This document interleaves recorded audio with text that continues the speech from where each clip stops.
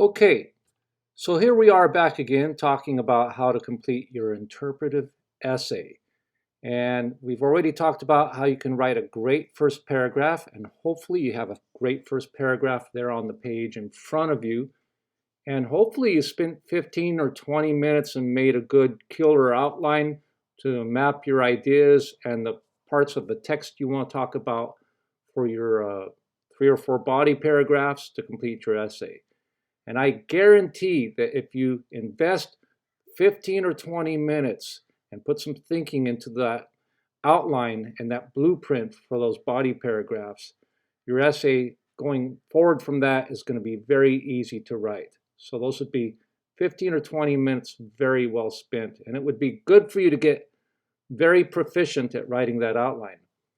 So let's apply that outline now, and along with a concept called the 3 W's for writing body paragraphs.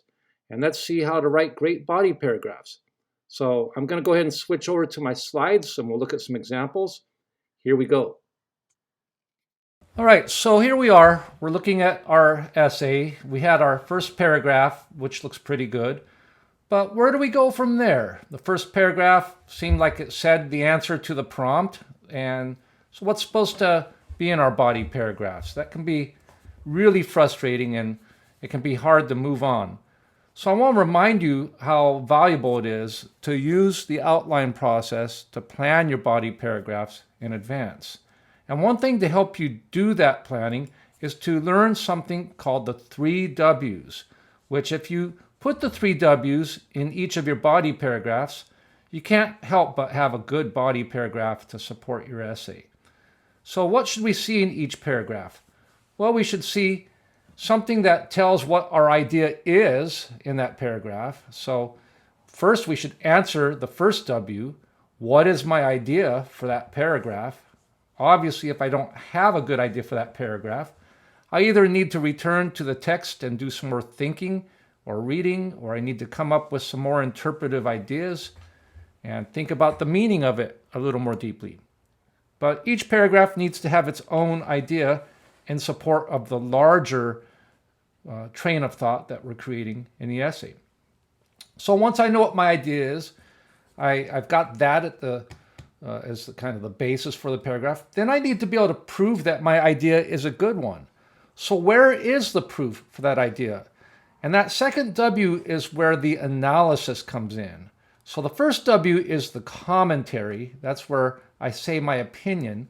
But the second W, the where, that's where I'm pointing to the actual evidence itself. That's when I need to use quotations from the text to prove my idea is correct. And before we leave the paragraph, we need to explain what we've just shown and why it's important to think about it. So we had an idea. We showed where we got it from the book. Why is it important? So why does it matter? We need to say that. And if we've got all 3 parts, we're going to have a good paragraph. Okay? So now I want you to try to make an outline for each paragraph, making sure that each paragraph answers those 3 W's in order. Let's pull a paragraph from our outline we made in my previous video in this series, where we were talking about the story, The Myth of Persephone. And you'll notice that this is from my 4th paragraph, where I'm talking about how Persephone experiences the pain of change, but that in the long run, this is beneficial for her because it helps her to see the world as someone who cares about more than just picking flowers, for one thing.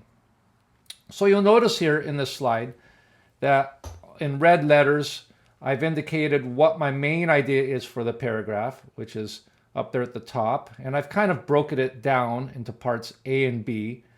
But you can break that down or make it all kind of one thing. It's just up to however you want to outline it. And you'll notice that I've put in purple the second W, which is the quotations I'm using to show where I'm proving that my idea is correct. And then at the bottom of the paragraph of that outline there, I've got something that will explain why my idea is worth thinking about. So I've got the what, the where, and the why all covered in this outline. Now I'm going to use this outline But before we do, what would happen if a student tried to write about this topic of Persephone being down in Hades and experiencing her pain, but never really developed their thinking on it and outlined their ideas and did not use the three W's? We might end up with a paragraph something like this one. So let's just read it together and then we'll talk about what's missing. Persephone leads a happy, carefree life before Hades kidnaps her. Her days are spent gathering flowers. What could be nicer? She is a beautiful young person who has a beautiful pastime.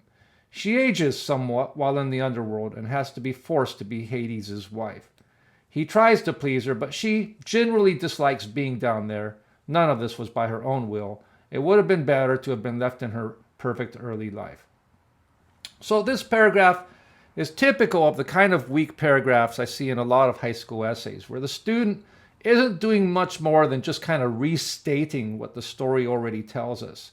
And they're not doing any of that kind of reading between the lines that really good interpretive essays do to help us see a deeper meaning there. It's just really staying on the surface. And we'll certainly notice that it lacks any direct quotation of the text itself. So the student here is not doing any analysis showing how they got their ideas. Instead, it's just a bunch of kind of simplistic sentences commenting, and it certainly doesn't get to the deeper message of the text, as we'll see when we use the other technique. So now let's write the paragraph using our three W's and an outline, keeping in mind the what, the where, and the why. So to help us navigate this version, I have put in red my ideas, which are the what am I talking about here? And I've put in gold the where, so that would be the direct quotations of the text itself, where I'm quoting for my evidence. And then the why, which comes at the end, is in purple, which is where I explain why my idea is a good one. Let's see how much stronger this is than the previous paragraph that we looked at that did not succeed. Let's read it together. So Demeter is not the only one who has to suffer pain in this myth. Her daughter Persephone experiences pain and sadness too. The narrator says Persephone, quote, hated the gloomy underworld, and she hated her husband for bringing her there, unquote. Yet, this painful experience changes Persephone in positive ways. Prior to this, her life was unchanging and she was not really growing up. But in Hades, quote, queenhood grew upon the young goddess. She learns not to judge things so black and white, and the narrator shows this by saying, quote, truly, life in the underworld deeply changed Persephone. Before going there, she cared for nothing but flowers. In Hades, she learned to care for human souls. And so Persephone grew to womanhood, unquote. And those numbers, by the way, are page numbers. Now for the why. Why is this important? So I had a good idea. I gave some support from the text. Before I leave the paragraph, I need to tell my reader why this is important. So that's in purple. This change in Persephone is important because even though having her life uprooted causes great suffering, change, a function of life having repeating cycles, is beneficial for the character. This seems to be a central lesson the myth is teaching. So much deeper. We get to a much more nuanced reading that sees some of the subtleties. We're reading kind of between the lines to see the deeper lesson that this myth is teaching. And you'll notice that at the end I underlined a really good idea that I kind of wrote my way toward as I was talking about this idea. And I tied it back into my central idea for the essay back in my first paragraph. Okay, so here is a good example of how we've applied this outline. We got all these ideas from the outline into the paragraph in order, starting with the what, including the where, and finishing with the why. So go back and review the bad version I've created and the good version and see how doing the outline helped me to write a better body paragraph, and then go try it for yourself. I hope this video has been helpful to you. And remember, this is part 3 of a series, with part 1 being how to write opening paragraphs. and part 2 being how to make an outline, and part 3 how to apply that outline to our body paragraphs and use the 3 W's. All right,